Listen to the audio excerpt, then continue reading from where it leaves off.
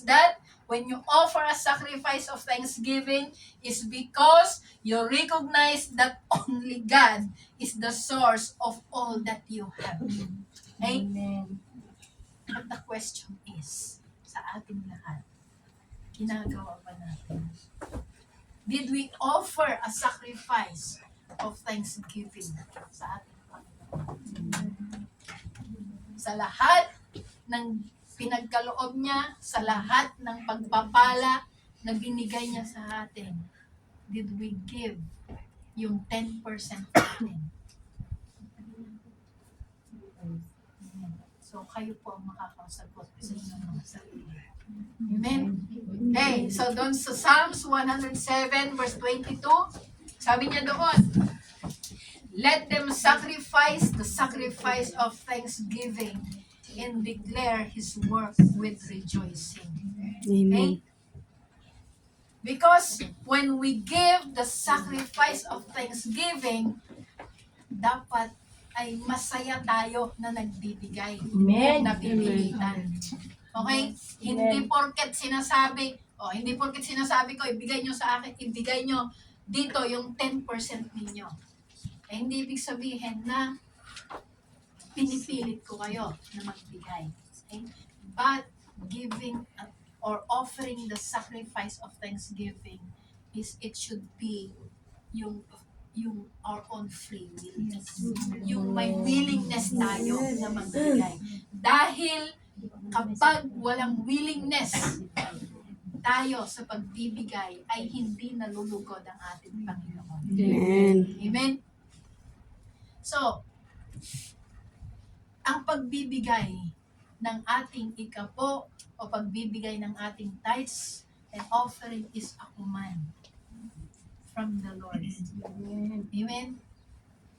It is a command for those whom God has delivered from distress to publicly express their gratitude through sacrificial act of thanksgiving in the joyful proclamation of His word.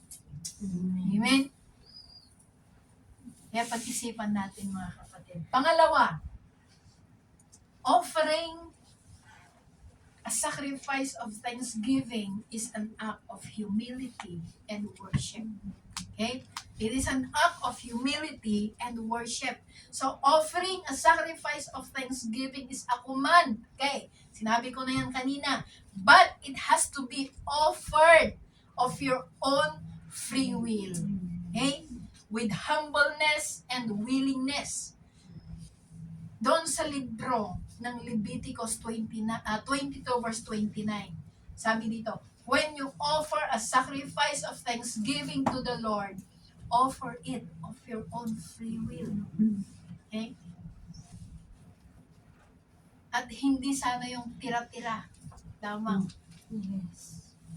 Kung babasahin natin ang buong libro ng Leviticus, mababasa natin dyan yung 5 types of, yung ginawa nila noon, yung 5 types of offerings, yung burnt offering, yung grain offering, peace offering, yung sin offering, ano pa yung isa, basahin nyo na lang doon. Okay? So, dito talagang pinipili nila yung mga walang kapintasan na mga hayop para lamang ihandog sa Panginoon. Dahil kung ang kanilang yung ihahandog na mga hayop ay may mga kapintasan, ay hindi ang tatanggapin ng Panginoon. Amen. So, mula sa passages na binasa natin from the book of Psalms, chapter 50 and 116, it highlights the practice and the spiritual application of thanksgiving and offerings.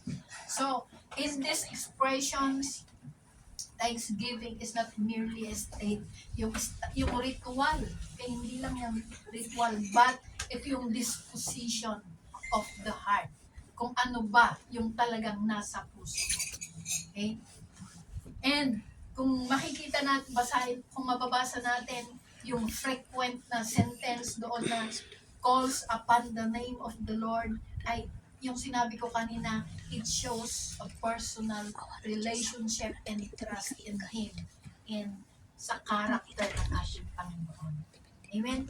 And dito natin makita, sabi niya, includes, dito yung, should, andun sana yung consistent natin, yung tuloy-tuloy Amen. na pagbibigay natin ng para sa ating Panginoon Diyos, yung para sa Kanya.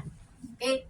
Na hindi yung, magbigay ako ngayon, pero hindi sa susunod. Magbigay ako ngayon, hindi. Alam mo yung parang Internet. yung parang lumnad tumpaw. Parang lumnad tumpaw yung ginagawa natin. But ang sabi sa atin ng salita ng Diyos ay it should be consistent. Because yung mga binibigay natin, mga ikapo natin, ay nagagamit yan para sa yung palaging sinasabi sa atin ng mga nag-exhort sa mga offertory na para sa ikalalawak ng ministeryo ng Panginoon dito sa ibabaw ng mundo. Amen?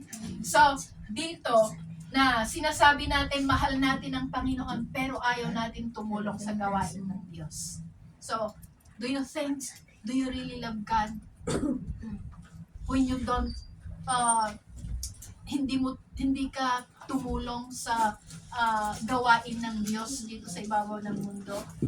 Di ba, sa atin na lamang, sa ating mga family, sa ating mga anak, sinasabi natin, mahal natin ang ating mga anak. Di ba, kapag ang ating mga anak, sila'y humihingi sa atin, ay binibigay na natin kaagad. Yes. Because, mahal natin sila, di ba? So, how about yung spiritual life natin? How about yung sinasabi natin na mahal natin ang Panginoon, pero naghihikahos ang kanyang ministeryo dito sa ibabaw ng mundo? O naghihikahos yung simbahan na kinabibilangan mo? How do you feel? Sinasabi mo mahal mo ang Diyos, pero hindi ka tumulong sa gawain ng iglesia. So, ito po ay isang katuruan sa atin. Amen? Bilang sa pag-offer natin ng sacrifice of thanksgiving is we should offer with our own free will. Okay? So, sabi niya doon sa Hebrew 13:15 na let us continually offer to God a sacrifice of praise, the fruit of lips that confess His name. Okay? So, hindi lamang sa pagbibigay ng about financial ang usapin natin ngayon, okay? But even sa ating pamumuhay, ay sabi niya na we should offer a sacrifice of praise from the fruit of our lips. Na sana, okay, ang lahat ng lumalabas sa ating mga bibig ay yung kaigloriaan ti Apo. Saan kumanga dayjay no agsao ka yung nagka-curse ka, okay?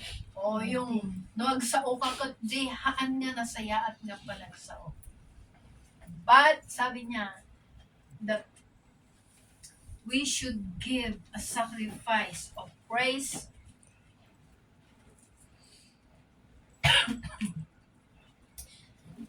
from the fruit of our lips that confess the name of Jesus. Amen. Amen. And doon sa 1 Thessalonians, hindi na bago ito sa atin. Doon sa 1 Thessalonians 5:16-18, that reminds us that rejoice at all times, pray without ceasing, give thanks in every circumstances. Okay? Sa lahat ng pagkakataon, naghihirap ka man, may nararamdaman ka man, anuman ang nararamdaman mo sa ngayon, give thanks always, for this is the will of God for us in Christ Jesus. Amen? So, offering a sacrifice of thanksgiving, even in hardship, pinapakita nito that you trust God's goodness at ang kanyang sovereignty. Yung na ikaw ay pag-aari ng Panginoon. Amen? Because If you acknowledge na ikaw ay pag-aari ng Panginoon, andon yung trust na hindi nagigiba. Okay? Andun yung trust na kahit anuman yung ano pa man yung mangyari sa iyo, andyan pa rin na nagtitiwala ka sa Panginoon, na hindi ka lumilihis doon sa daan na kung saan itinalaga sa iyo ng Diyos. Amen. Amen. So let us not, for our conclusion, sabi niya, let us not forget the benefits God has given us. Amen. Ang Biblia, tinuturo niya sa atin that offering a sacrifice of thanksgiving is a distinct and communal expression of our gratitude. And it is the key component of worship. So ito yung key component ng ating pagpupuri sa Panginoon, ang pasasalamat. Kung basahin natin yung whole book of Psalms, ang dami yung makikita mo dyan. Praise the Lord, sa thank you Lord, di ba? Ang daming pasasalamat. Give thanks to the Lord, di ba? So, this is the key component of our worship sa ating Panginoon. Sabi niya dito, affirming the trustworthiness of God. His word teaches us to put in our lifestyle to be humble and give a genuine thanks offered, both from our lips and from our heart, the one who provides and redeems us. Amen. Praise God. So yan po ang mensahe sa atin sa araw na ito. At ibibigay ko ito kay Pastor Ramon.